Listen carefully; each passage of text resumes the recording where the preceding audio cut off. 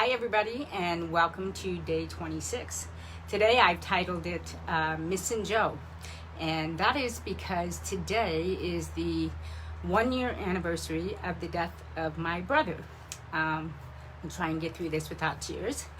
But 1 year ago today, my brother, my oldest brother, Joe, passed away quite unexpectedly. We believe he had a heart attack, and then we went through that whole process of saying goodbye to my brother. He was only 60 years old, and I would like to just take a minute to tell you about my brother as a way of honoring him.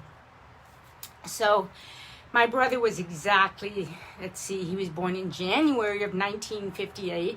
My next brother, Chris, was born in January of 1958, and then I was born in January of 1959. My sister Bernadette came along in September of 61, and then Brian rounded us off in October of 62. So there was 5 of us, and we were all very close. And my brother, I could always count on my brother, even when I didn't want to.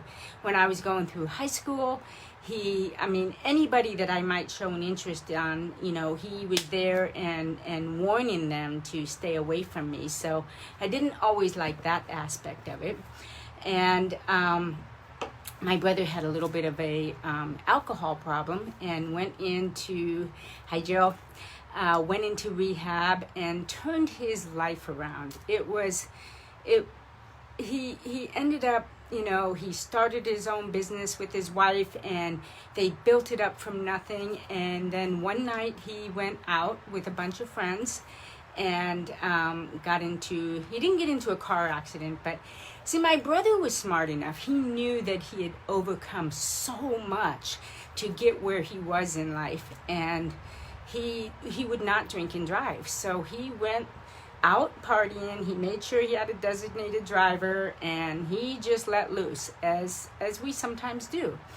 He then got into the back seat of a car, and as they were driving home, we'll never know what happened, but he either did not shut that back door all the way or went to open it, didn't have a seatbelt on, and he fell out of the back seat of the car while it was going 50 miles an hour. And his foot caught on the door, so his head kind of bounced on the pavement until the driver was able to stop. We thought we'd lost him.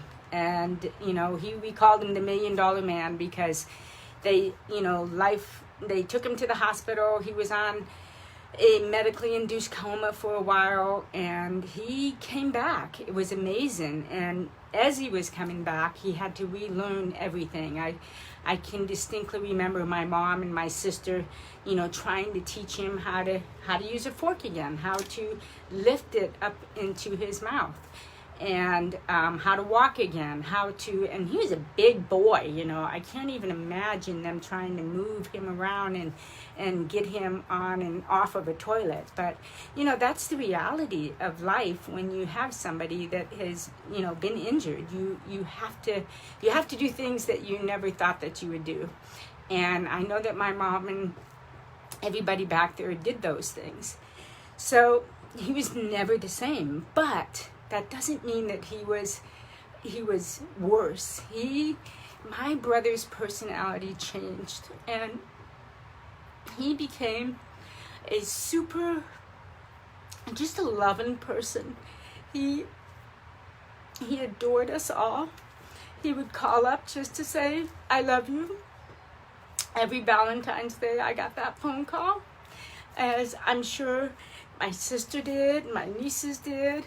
And he just turned into a really loving person, and he would give you the shirt off of his back if he could. But a year ago today, he went out to have a cigarette, and when my brother went out to check on him, he was already gone. And that was super, super hard on the family, because after Joe's accident, which was like back in 1992, everything was about Joe. You know, is Uncle Joe coming? Is Joe coming?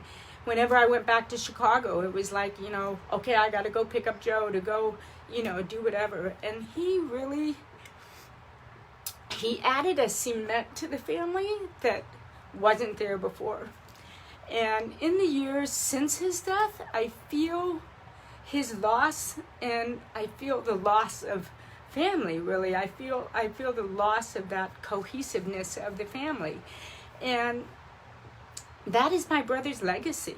His legacy is that he was glue. He let us know he loved us every single day. And he kind of taught us how you live with a disability and how you just keep moving. You keep putting one foot in front of the other. He passed away way, way too soon. And I will miss him every single day of my life.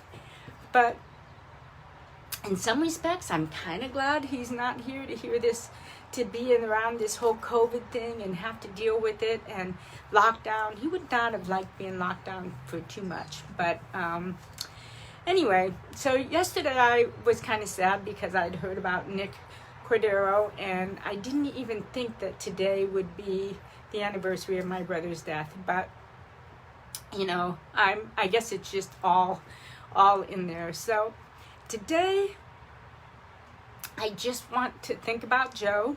I want to send good vibes up to him and let him know that the whole family today is thinking about him and missing him. And I hope that I make him proud. Thanks for listening. I'll see you guys soon.